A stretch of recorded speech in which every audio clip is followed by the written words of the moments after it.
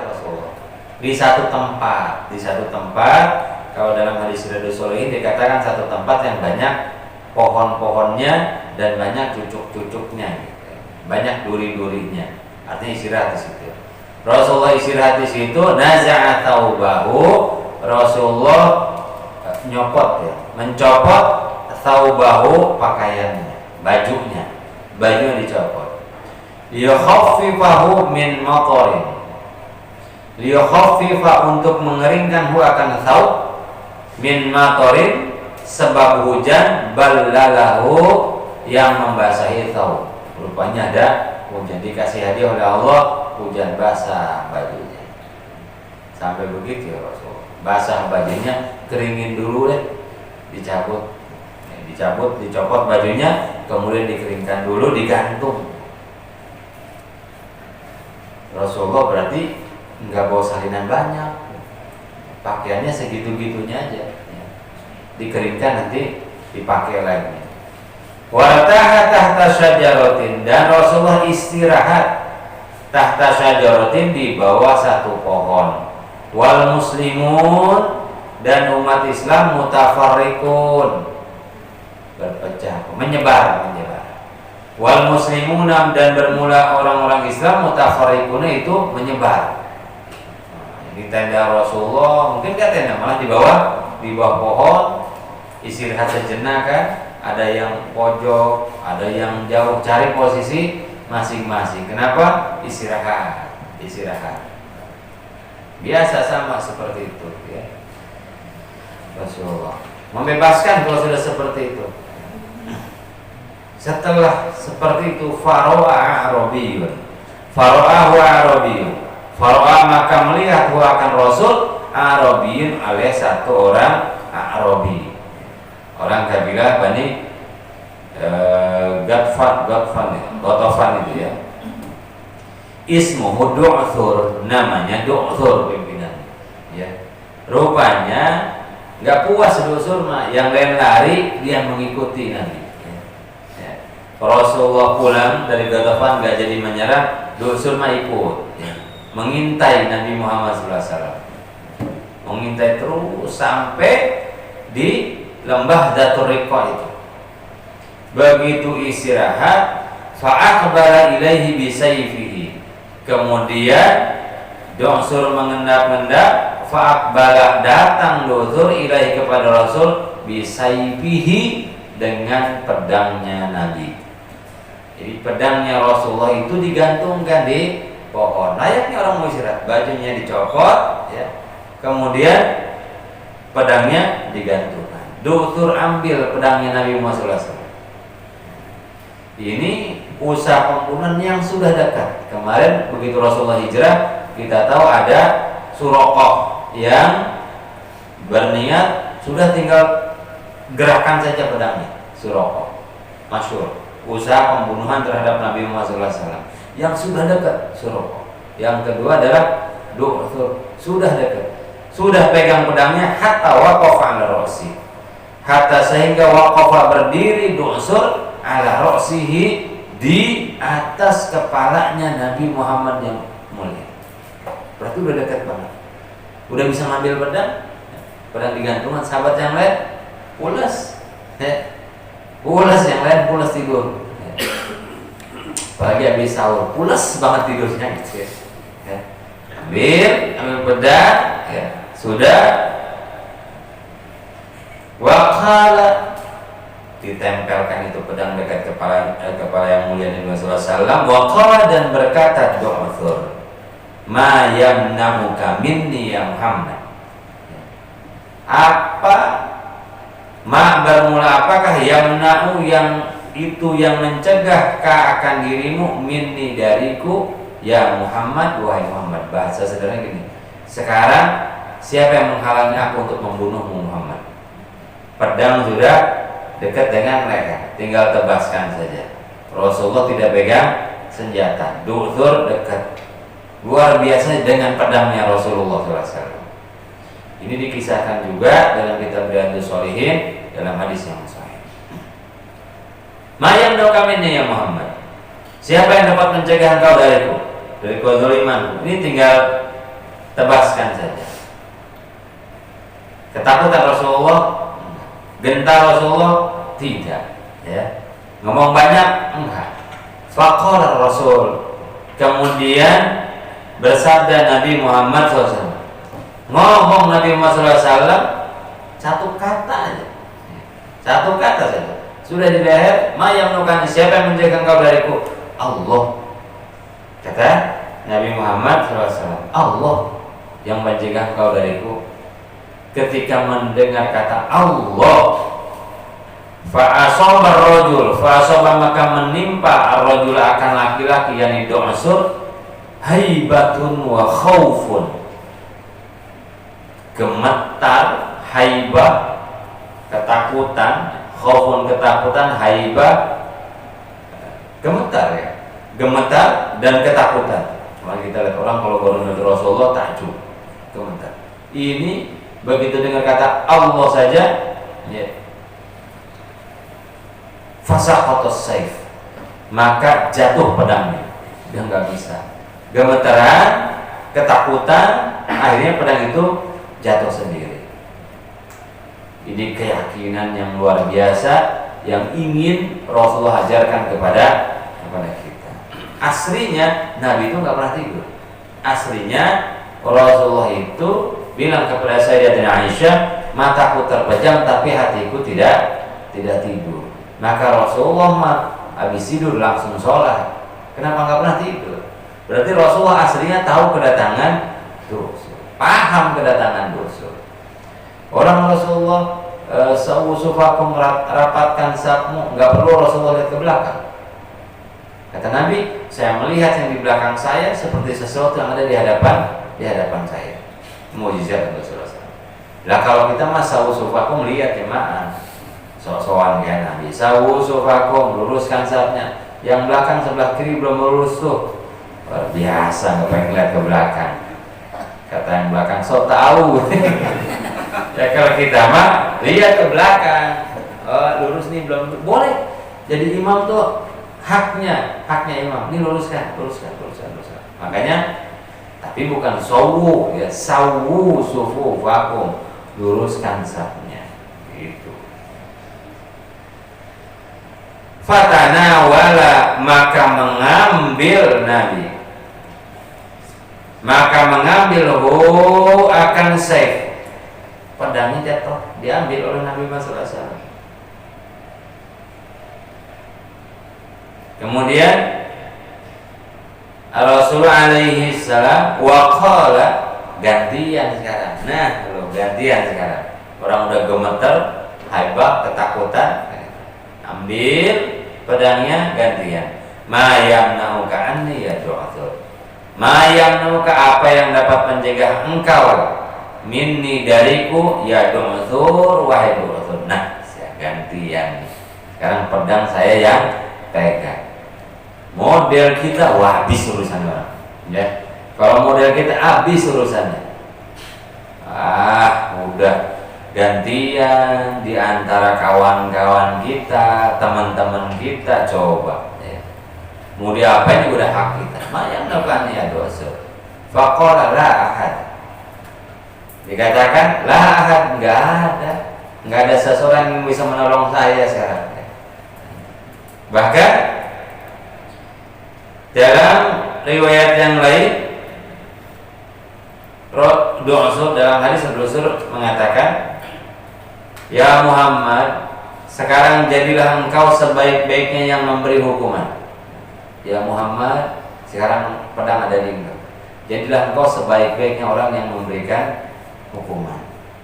Kalau gitu kata Rasulullah, ishadu, bersaksilah, tidak ada Tuhan selain Allah, wa aku adalah Nabi, Rasul, utusan Allah. Apa jawaban Du'sur? Gak mau. Kurang ajar bener ya. Udah gantian, minta maaf, memohon, jadilah engkau sebaik-baiknya orang yang memberikan hukuman, tapi isyhadu, bersahadatlah engkau. Bersaksi asyhadu alla ilaha illallah, asyhadu anna Muhammadar Rasulullah. Pedang dari leher. Dasar Du'sur, lah, enggak mau. Kalau saya suruh mengikut agama Muhammad, saya enggak mau. Kagak bakalan mau, nggak bakalan mau deh. Satu aja tapi dia bilang, satu saja janji ke bawah. Satu, lepaskan saya, maafkan saya, maka saya akan berjanji satu, tidak akan lagi saya memerangi engkau secara pribadi, dan saya tidak akan ikut-ikutan dengan orang yang memerangi engkau. Udah janjinya itu. Ya. Itu udah permohonan berusul. Itu pun sambil dalam hati mungkin kagak bakalan. Lepasin begitu, orang udah mau bunuh, segampang itu memaafkan kata dosa. Enggak mungkin, ini nego ini namanya dia pimpinan jago. Satu saja, saya tidak akan memerangi engkau, dan saya tidak akan berkomplot dengan orang yang memerangi engkau. Udah itu aja. Bagaimana Rasul? Ditawan, dibawa pulang, atau dia enggak? Fa'afanku, ya saya maafkan dosa. Fa'afa maka memaafkan Rasulullah anhu akan fa'afa maka memaafkan anhu akan dosa Rasulullah SAW oleh Nabi Muhammad Sallallahu Alaihi Wasallam. Begitu pemaafnya Nabi Muhammad SAW, bahkan terhadap orang yang mau membunuh, bukan hanya berencana jauh, tapi sudah mengangkat pedang di hadapan wajahnya. Afaan bu, Rasulullah memaafkan, ya. melepaskan bahkan. Nah, tidak, pergi, udah. Sebelum sahabatku pada bangun, mungkin sebelum sahabat pada bangun, kamu pergi sekarang, buruan pergi sekarang. Ya. Kalau sahabat udah bangun, Umar sempat bangun kan repot urusannya, repot. Maka apa yang terjadi? Pergi dusur, wada'a qaumahul Islam. Kemudian ketika sampai ke kabilahnya, yaitu Bani Muharib dan orang di sekelilingnya, pulang, apa kata dia? Saya baru bertemu dengan sebaik-baiknya orang. Saya baru saja bertemu dengan sebaik-baiknya orang. Kenapa sebaik-baiknya orang? Saya mau bunuh dia, dia malah maafin saya tanpa syarat, dan yang udah pergi aja. Syarat pun syarat saya doang yang dipenuhi. Syaratnya dari dia untuk maafin saya nggak penuhin, tetap saya dilepasin. Saya baru bertemu dengan sebaik-baiknya orang. Hasilnya apa coba? Dari sifat Rasulullah yang pemaaf. Hasilnya wada'a qaumahu lil Islam. Akhirnya Du'sur wada'a mengajak qaumahu akan kaumnya lil Islam, untuk agama Islam. Ya. Akhirnya yang masuk Islam bukan Du'sur sendiri. Du'sur masuk Islam, dan orang-orang dari satu kabilah ini banyak yang masuk Islam. Inilah cara dakwahnya Nabi Muhammad SAW. Berperang pun targetnya adalah surga, bukan untuk mendolimi orang lain. Lah kita susah banget kita maafin orang. Kita ini susah banget. Padahal orang itu nggak sampai mau bunuh kita. Cuman orang sempat pernah ngomongin kita. Mungkin orang sempat khilaf sama kita. Minta maaf sudah sama kita. Enggak, saya nggak bakalan saya maafin. 7 turunan, coba bawa anak kita yang belum lahir lagi, suruh jadi pendendam. Padahal belum lahir 7 turunan. Susah banget kita memaafkan. Sekali maafin, ya saya maafin, tapi ngelupain mah enggak. Coba kan gitu. Kita payah bener. Sementara kita ngikut umat Nabi Muhammad SAW. Kadang-kadang orang bener udah minta sama kita. Bentar lagi nih Lebaran 00 ya. Mulai lagi dari 0, berarti dia udah niat mau bikin syarat lagi besok. Itu udah maafin aja, jangan mulai lagi dari 0 ya. Kalau mulai dari 0 ada 1, 2, 3, 4, 20 lagi. Ya payah kadang-kadang minta maaf juga nunggu lebaran.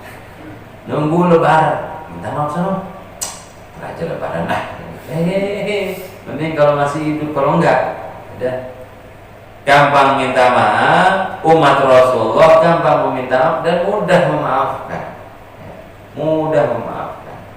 Apalagi dengan orang-orang yang sudah kembali lagi, udah balik lagi, bahasa sekarang udah hijrah di tengah-tengah masyarakat, dulu memang preman, dulu memang biang rese, dulu memang biang brengsek, tapi dia udah baik, dia udah balik, udah tuh maafin.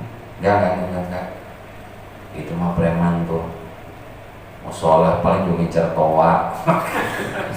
Susah orang mau tobat di tengah-tengah kita kadang-kadang payah. Kenapa?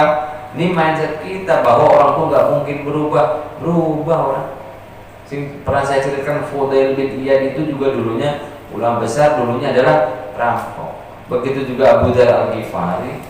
Begitu juga di tengah-tengah kita, di antara penyebar agama Islam, Wali Songo, Sunan Kalijaga, dulunya perampok. Nanti mas Sunan jaga kali, kan gitu ya. Nah ini juga dulunya nggak beres. Masa orang nggak bisa untuk jadi baik, baru orang keluar dari penjara, udah nih pasti jadi rampok lagi, pasti jadi begal lagi. Orang saya pernah ketemu satu orang, saya selesai ceramah Maulid kalau tidak salah di salah satu masjid, datang ikut orang. Di antara keluhan dia adalah, saya udah insya Allah saya masuk penjara ini karena membunuh. Langsung ngilu saya dengar. Saya masuk penjara ini ngebunuh. Pernah dengar kan dulu kasus yang diceritain saya yang bunuh itu. Astagfirullahaladzim, kenapa model begini datang saya bilang itu. Tapi ya sudahlah. Bukan hanya itu Pak Ustaz. Rasanya di masa saya yang masuk ke Jamek itu pernah kena tonjok saya semua. Astagfirullahaladzim, saya bilang di penjara. Jeger di luar mah biasa, ini jeger di penjara, coba bayangin aja. Waduh, terus dia bilang gitu, yang susah itu adalah saya udah insaf nih ikut maulidan, dia bilang gitu, saya udah insaf, pengen kembali ke tengah masyarakat itu susah. Saya sih bilang ke beliaunya, ke dianya, ya sudahlah, itu memang prosesnya kita seperti itu. Ya kenapa? Saya ke musola aja semua orang liatin saya. Pasti hilang sendal satu, saya disalahin. Ada kan gitu. Ini kita tuh tidak cukup membuat orang lain nyaman untuk menyembah Allah kembali gitu, ya. Karena bukan berarti kita juga nggak curiga boleh aja, tapi boya jangan ditampakkan gitu, ya. Itu yang sudah minta doanya putri dada. Doain mas, saya doain aja seperti itu, doakan, saling doakan, begitu. Sampai orang boleh orang berubah untuk jadi baik lagi. Kadang-kadang kitanya tidak siap menerima orang berubah gitu, ya. Wasfah kata Rasulullah, kata Allah kan gitu, maafkan, ya. Maafkan dan berlapang dadalah. Ini akhlaknya Rasulullah. Diceritakan, dicontohkan oleh Nabi, ya tadi dalam beragama contohnya adalah Nabi Muhammad SAW. Kadang maaf kita pakai berbatas, udah pernah saya maafin, ya begitu lagi. Coba bayangin Allah, berapa kali kita dosa, berapa ratus kali kita maksiat, Allah masih memaafkan. Kadang kita amanah, begitu pendendam, anak sendiri padahal, hasil didikan sendiri, istri sendiri padahal, yang apa-apa kita dengan istri, usah bener kita maafin. Suami sendiri padahal, yang tiap hari nyari uang buat kita, tidak maaf bagi. Hatiku ibarat tisu, ya, sudah kau, aduh luar biasa kan gitu. Kesalahan 20 tahun yang lalu balik lagi. Karena kita umat Rasulullah tapi enggak mencontoh Rasulullah pada sifat-sifat justru yang akan menyelamatkan kita. Kita enggak akan punya tatanan kehidupan yang baru kalau tidak berani minta maaf dan tidak mudah memaafkan. Ini Rasulullah kepada dusur contohnya kayak gitu. Akhirnya apa efeknya? Efeknya luar biasa. Bukan satu orang masuk dusurnya, akhirnya masuk Islam dalam kisah ini. Dan dia menjadi pendakwah akhirnya. Kenapa? Keluhuran akhlaknya Nabi Muhammad SAW. Ini hebatnya akhlak. Ini hebat. Maka saya bilang para dai, para duat, para santri, yang harus diserap dari Rasulullah adalah akhlaknya Rasulullah, agar orang mau beragama, agar orang mau jadi santri, agar orang mau jadi ustaz, agar orang mau sholat.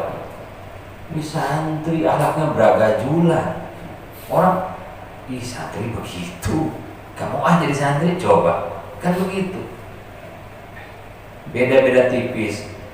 sama yang di luar sana akhlaknya kan gitu, enggak tertarik kok. Masa akhlaknya orang udah sholat begitu sih? Nah kan begitu. Ini juga dakwah luar biasa. Wa hawwalallahu qalbah, wa hawwala, dan memalingkan Allah atau membalikan, wa hawwala, dan membalikan Allah qalbahu, akan hatinya du'thur. Min adawati Rasul, dari memerangi Rasulullah SAW, dari memerangi Rasulullah menjadi cinta terhadap Nabi Muhammad SAW. Wajam'in nas li harbi, bukan itu saja dusur, bahkan wajam'in nas li harbi, dan mengumpulkan manusia untuk memerangi Rasulullah. Dua suku dia kumpulkan untuk memerangi Nabi Muhammad SAW. Bukan hanya sendiri memusuhi, tapi ngajak udah. Ila mahabbati, kepada kecintaan kepada Rasulullah SAW. Wajam'in nas, dan mengumpulkan manusia lah untuk mencintai Rasulullah. Gimana efeknya akhlak tuh? Kalau perangnya jadi, kalau perang paling 2-1-2, kemudian merasa kalah, masuk Islamnya pun juga terpaksa. Tapi dengan akhlak, nggak pakai ada korban loh, nggak pakai ada terbunuh, nggak pakai ada darah harus mengalir.